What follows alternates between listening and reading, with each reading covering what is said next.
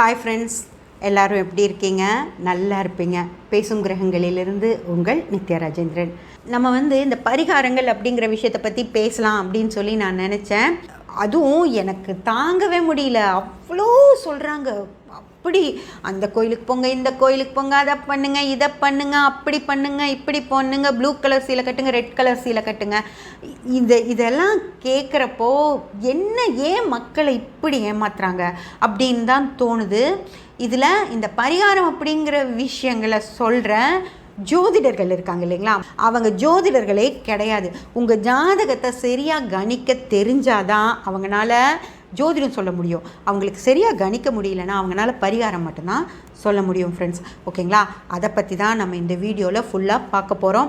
அதே மாதிரி ஒரு கிரகநிலை மோசமாக இருந்தது அப்படின்னா கொஞ்சம் வெயிட் பண்ணுங்கள், ஒரு வருஷம் வெயிட் பண்ணுங்கள், இப்படி டைம் நல்லா வந்துட்டுருக்கு, இந்த நேரத்தில் நம்ம பார்த்தோன்னா நடந்துடும் அப்படின்னா ஒரு நல்ல ஜோதிடர், நான் திரும்பவும் சொல்கிறேன், ஒரு ஜாதகத்தை தெளிவாக துல்லியமாக கணிக்க தெரிஞ்ச ஜோதிடர்கள் இப்படி தான் சொல்லுவாங்க ஃப்ரெண்ட்ஸ். அவங்க போய் சும்மா ஒரு பரிகாரம் பண்ணுங்கள், அந்த கோயிலுக்கு போயிட்டு வாங்க, இந்த கோயிலுக்கு போயிட்டு வாங்க, நீங்கள் நினச்சது நடந்துரும் அப்படின்னெல்லாம் சொல்லவே மாட்டாங்க. ஏன்னா அவங்களுக்கு தெரியும் ஜாதகத்தில் என்ன இருக்குது, நம்ம என்ன சொல்லணும் அப்படிங்கிறது அவங்களுக்கு நல்லா தெரியும். அவங்க சொல்லவே மாட்டாங்க. ஓகேங்களா? இதுதான், அதாவது உங்கள் ஜாதகத்தை தெளிவாக பார்க்க தெரிஞ்ச ஒரு ஜோதிடர் அப்படின்னா அவங்க இப்படி தான் இருப்பாங்க. இது வரைக்கும் நான் என்ன சொல்லணும் அப்படி தான் அந்த ஜோதிடர்கள் இருப்பாங்க. ஓகேங்களா? இதுவே ஜாதகமெல்லாம் எங்களுக்கு கணிக்க தெரியாது. படிச்சிருக்கோம், ஜோதிடம் படிச்சிட்டோம் ஃப்ரெண்ட்ஸ். இன்னொன்று நல்லா நான் வச்சுக்கோங்க, படித்த எல்லாரும் ஜோதிடர்கள் ஆகிட முடியாது. ஜோதிடம் படித்தவங்களையும் ப்ராக்டிஸ் பண்ணி அவங்களுக்குள்ளேயே ஒரு ஞானம் அப்படிங்கிறது இருந்து சிறப்பாக சொல்கிற ஜோதிடர்கள் இருக்காங்க. அவங்கள தான் நான் சொன்னேன், அவங்க எந்தவித பரிகாரங்களை பற்றியெல்லாம் அவங்க பேசவே மாட்டாங்க. அவங்க பாவங்களை பற்றியும் கிரகங்களை பற்றியும் தசாபுத்திகளை பற்றியும் நட்சத்திரங்களை பற்றியும் மட்டும்தான் பேசுவாங்க ஃப்ரெண்ட்ஸ். ஏன்னா அவங்களுக்கு ஜோதிடம் நல்லா தெரியும். புரிஞ்சதுங்களா? உங்களுக்கு இதுதான் நடக்கும் அப்படின்னு அவங்களால தைரியமாக சொல்ல முடியும். அவங்க ஒரு நாளும் பரிகாரங்களை பற்றி பேசவே மாட்டாங்க. ஆனால் இந்த பரிகாரங்கள் தான் அப்படின்னு சொல்லி பேசுகிற ஒருத்தங்களுக்கு ஜோதிடம் அப்படின்னா என்னன்னு தெரியாது. ஜோதிடத்தில் அவங்களுக்கு அந்த கணிக்கக்கூடிய ஞானம் அப்படிங்கிறது கிடையாது. ஜோதிடத்தை படித்து வச்சுருப்பாங்க. இந்த கிரகம் இதை செய்யும், அந்த கிரகம் காரகங்கள்லாம் தெரிஞ்சிருக்கும், பாவக்காரகங்கள்லாம் தெரிஞ்சிருக்கும், கிரக காரகங்கள்லாம் தெரிஞ்சிருக்கும், நட்சத்திர காரகங்கள்லாம் தெரிஞ்சிருக்கும். ஓகே, அதில் சில விஷயங்களும் என்னன்னு தெரிஞ்சிருக்கும். ஆனால் இதை எல்லாம் வச்சு கணிக்கணும். புரிஞ்சுதுங்களா? இந்த விஷயங்களெல்லாம் இருக்குது. இதெல்லாம் கிரகங்களும் பாவங்களும் செய்யும், இந்த நேரத்து தசாபுத்திகள் இப்படி நடக்கும் அப்படின்னு எல்லாமே கணிக்க தெரியணும். ஓகேங்களா? அந்த கணிக்க தெரிஞ்சவங்க தான் சிறந்த ஜோதிடர்கள். விஷயங்களை தெரிஞ்சு மட்டும் வச்சிட்ருக்கவங்க தான் இந்த பரிகாரம் அப்படிங்கிற விஷயத்த கையில் எடுப்பாங்க. ஏன்னா அவங்களுக்கு சொல்ல தெரியாது, இந்த நேரத்தில் இது நடந்துருங்க, அந்த நேரத்தில் இது நடக்கும் அப்படின்னு சொல்ல முடியாது. ஏன்னா அவங்களுக்கு தான் கணிக்கவே தெரியாது. அவங்க சொல்ல முடியாமல் கோயிலுக்கு போயிட்டு வாங்க, இந்த கோயிலில் போய் இந்த பூஜை செய்யுங்க, நீங்கள் ஒரு இடத்துல பிறக்கிறீங்க இல்லையா, அதுதான் கடவுளோட வேலை. இந்த இடத்துல நீங்கள் பிறக்கணும், அந்த இடத்துல நீங்கள் பிறக்கிறப்போ 9 கிரகங்களும் ஒவ்வொரு நிலைகளில் இருக்கும். அந்த நிலைகளை பார்த்து தான் அந்த இடத்துல கடவுள் உங்களை பிறக்க வைக்கிறார். அந்த இடத்துல பிறக்க வச்சாச்சு அப்படின்னா அவர் செய்கிறது அந்த ஒரு வேலை மட்டும்தான். உங்களோட கருமாவை பொறுத்து நீங்கள் நிறைய நல்ல கருமா வச்சுருக்கீங்க அப்படின்னா உங்களுக்கு கொஞ்சமாக தான் கருமா இருக்குது, அது தீரணும் அப்படின்னு சொல்லிட்டு ஒரு நல்ல கிரகங்கள் நல்ல நிலையில் இருக்கும், ஒரு கிரகம் மட்டும் மோசமாக இருக்கும். அந்த மாதிரி ஒரு நிலையில் படைச்சிடுவார். அந்த ஒரு கிரகத்துடைய தசாபுத்தி காலங்களில் மட்டும் நீங்கள் கொஞ்சம் சிரமப்படுற மாதிரி இருக்கும் ஃப்ரெண்ட்ஸ். அப்படி தான் உங்களை படைப்பார். இதுவே உங்களுக்கு கருமா நிறைய இருந்தது அப்படின்னா ஒரே ஒரு கிரகம் தான் நல்ல நிலையில் இருக்கும், மிச்ச எல்லா கிரகமுமே போன நிலையில் இருக்கும். அந்த நேரத்தில் உங்களை அவர் பிறக்க வச்சிருவார். அதுக்கப்புறம் கிரகங்கள் பார்த்துக்கும் உங்களுக்கு என்ன செய்யணும் அப்படிங்கிறது ஒரு டைம் டேபிள் மாதிரி கிரகங்கள் கிட்ட இருக்கும். கடவுள் உங்களை படைச்ச நேரத்தில் இருந்து நீங்கள் எந்த நட்சத்திரத்தில் பிறக்கிறீங்களோ அந்த தசாபுத்தி உங்களுக்கு தொடங்கும். அதிலிருந்து கிரகங்கள் உங்கள் வாழ்க்கையை பார்த்துக்கும் ஃப்ரெண்ட்ஸ். இதுதான் நடக்கும். அதே போல் தசை புத்தி அந்தரம் சூட்சமம் பிரணவம்னு கடைசி ஒரு நாள் வரைக்கும், ஒரு நாளில் இவ்வளோ மணி நேரங்கள் இந்த கிரகத்தோட ஆதிக்கம் இருக்குது அப்படிங்கிற அளவில் தான் உங்களுக்கு இருக்கும். அதனால் ஒரு கிரகம் உங்களுக்கு என்ன செய்யும் அப்படின்னு சொல்லி ஜோதிடர்கள், அதாவது நான் சொல்கிற ஜோதிடர்கள் ஜோதிடம் படித்து உங்கள் கிரகநிலை நல்லா இல்லைன்னா ஒரு படித்த ஜோதிடர் கண்டிப்பாக கோயிலுக்கு போயிட்டு வாங்க நடந்துரும்னு சொல்லவே மாட்டார். ஏன்னா அவருக்கு தெரியும் உங்கள் கிரகநிலைகள் இப்போது சாதகமாக இல்லை, நீங்கள் கோயிலுக்கே போயிட்டு வந்தால் கூட இது நடக்கிறதுக்கான வாய்ப்பு இல்லை அப்படின்னு சொல்லி என்னன்னு சொல்லுவாருன்னா, எவ்வளோ முடியுமோ நீங்கள் கடவுளை கும்பிடுங்க, அவரும் முடிஞ்சளவு நடத்தி வைக்க பார்ப்பாரு அப்படின்னு தான் சொல்லுவாரோ தவிர தைரியமாக நீங்கள் கோயிலுக்கு போயிட்டு வந்து பாருங்கள் நடந்துரும் அப்படின்னு சொல்ல மாட்டார். ஆனால் உங்கள் கிரகநிலைகள் நல்லா இருந்தது அப்படின்னு வச்சுக்கோங்க, திருமணமாக கூடி வர்ற சூழ்நிலை இருக்குது அப்படின்னா நீங்கள் கோயிலுக்கு போயிட்டு வந்துட்டு பாருங்களேன் நல்லாயிருக்கும் அப்படின்னு சொல்லி சொல்லுவார். ஏன்னா கடவுளை கும்பிட்டுட்டு செய்யலாம் அப்படிங்கிறக்காக தான் ஜோதிடர்கள் கோவிலுக்கு போங்க அப்படின்னு தான் சொல்லுவாங்க. அதாவது நான் சொல்கிறது நல்லா அந்த கிரகநிலைகளை கணிக்க தெரிஞ்ச ஜோதிடர்கள் கோவிலுக்கு போயிட்டு வாங்க அப்படின்னு சொல்லுவாங்களோ தவிர அங்கே போய் நீங்கள் ஒரு பூஜை செய்யுங்க புனஸ்காரம் செய்யுங்கன்னு கூட சொல்ல மாட்டாங்கங்க. ஓகேங்களா? ஏன்னா அவங்களுக்கு கிரகநிலை நல்லா தெரியும்.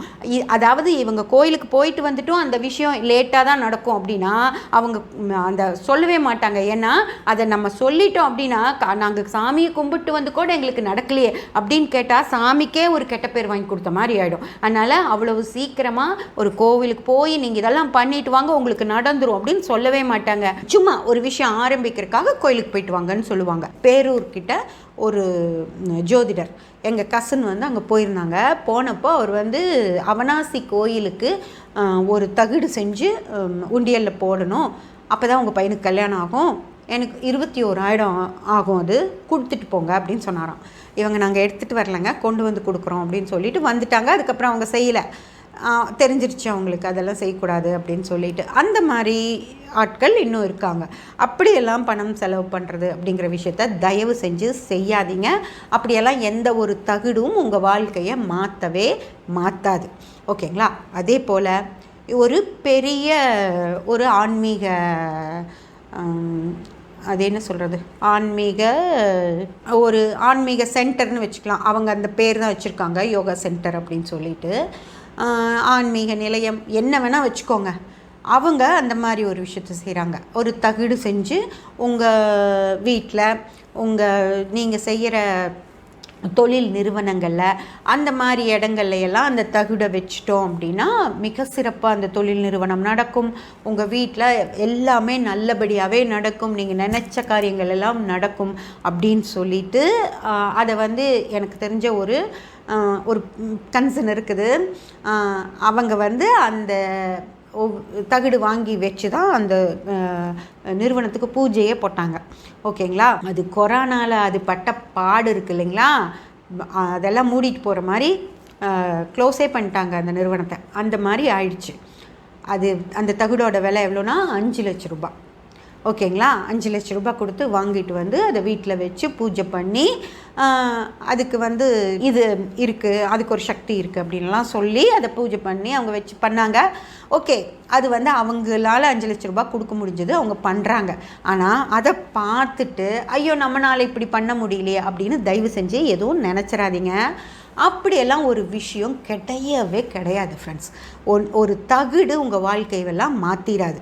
அதே மாதிரி தான் நீங்கள் அதை எங்கே கொண்டு போய் வச்சாலும் அது மாதிரி நிறைய விஷயங்கள், கல், ராசிக்கல் அப்படின்னு சொல்கிறாங்க இல்லைங்களா, அது அப்புறம் கலரு, ஒரு கலர் இந்த ராசிக்கு இந்த கிரகத்துக்கு இந்த கலரு அப்படின்னு சொல்லுவாங்க. அதுக்கப்புறம் ஸ்மெல்ஸ். ஓகேங்களா? நீங்கள் இந்த ஸ்மெல்லை நுகரணும், இது இருந்துச்சு அப்படின்னா அந்த கிரகம் உங்களுக்கு வேலை செய்யும் அப்படின்னு சொல்லுவாங்க. கிச்சனுக்குள்ளே போய் நின்றுட்டு கிச்சனில் இருக்கிற சாமானை ஒவ்வொன்றா பார்த்து ஏலக்காய்க்கு ஒரு பரிகாரம், கிராம்புக்கு ஒரு பரிகாரம், பட்டைக்கு ஒரு பரிகாரம், வெள்ளை எள்ளுக்கு ஒரு பரிகாரம், கருப்பு எள்ளுக்கு ஒரு பரிகாரம், அந்த மாதிரி கிச்சனில் இருக்கிற சாமானில் வரமிளகாக்கு ஒரு பரிகாரம், கருவேப்பிலைக்கு ஒரு பரிகாரம் அப்படின்னு சொல்கிறாங்க. அதெல்லாம் எதுவும் நடக்காது.